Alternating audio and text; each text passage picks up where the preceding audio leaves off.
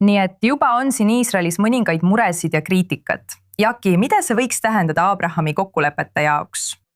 Saudi Araabia liitub uue kaitsepaktiga. Mida see võiks siis Iisraeli jaoks tähendada? Nii et põhimõtteliselt näeme uut Lähis-Ida, mitte midagi sellist, mitte seda uut, mida Iisrael lootis näha pärast kõiki neid sõdu, mida ta pidas.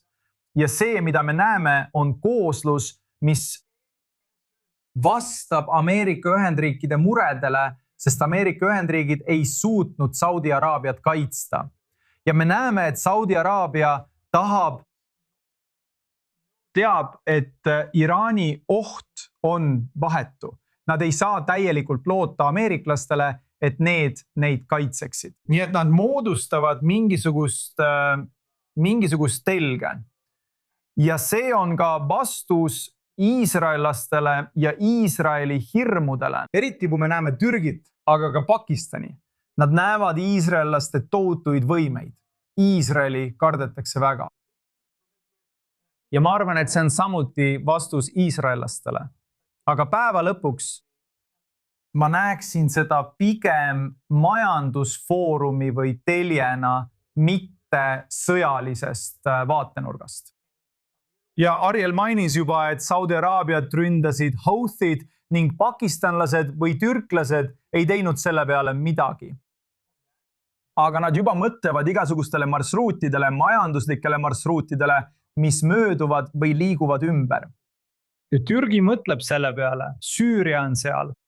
Kahtlemata on seal Saudi Araabia. Nii et sa mainisid õigesti, Nicole, Abrahami kokkulepete laienemist. Ja see kahtlemata õõnestab Abrahami kokkuleppeid, sest kui me näeme Saudi Araabia lähenemist nii Türgi kui ta Pakistaniga, tähendab see paratamatult eristumist või kaugemale liikumist Iisraelist. Nii et Owen, kellele peaks Iisrael praegu keskenduma? Kui Saudi Araabia võib olla välistatud, on siiski suhteid, mida Iisrael saab arendada. Ja kui sa vaatad, kuidas Saudi Araabia loob sidemeid Türgi ja Pakistaniga, kas on olemas liit, mida Iisrael saaks praegu tugevdada, et moodustada omamoodi vastuliit nii-öelda? Iisrael peaks tegema kõik endast oleneva igas suunas Lähis-Idas, et luua liite ja suhteid, Nicole. See on olnud vastus juba Iisraeli riigi loomisest alates ja see on vastus ka täna. Igal pool, kus on ups natukenegi paokil, Iisrael peaks sellele koputama, ulatama oma käe ja püüdma suhteid luua.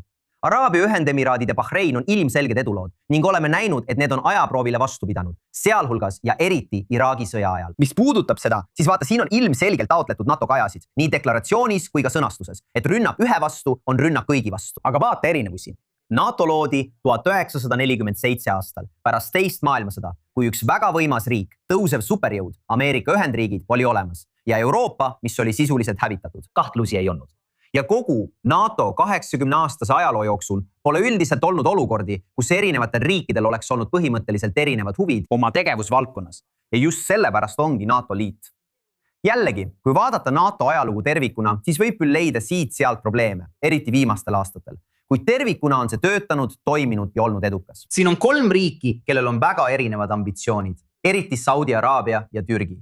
Mõlemad näevad end piirkondliku jõuna. Nad põrkuvad paratamatult teatud areenidel, eriti Lähis-Idas, mis on sageli täis ebastabiilsust. Ma arvan, nagu Jackie ütles, et see on nende riikide ja võimalike liitujate soov. Ning selle soovi väljendus, et proovida koostööd teha ja lahendada erimeelsusi ilma, et nad võitleksid üksteise vastu käsilaste vahendusel. See võiks olla hea paljudele inimestele, kes selles piirkonnas elavad. Olenemata sellest, kas see on hea Iisraelile või mitte.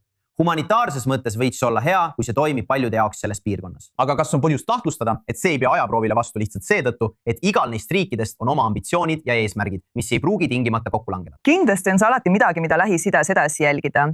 Owen Altman, Jaki Dayan, aitäh teile, et olite meiega i24 Newsis stuudios.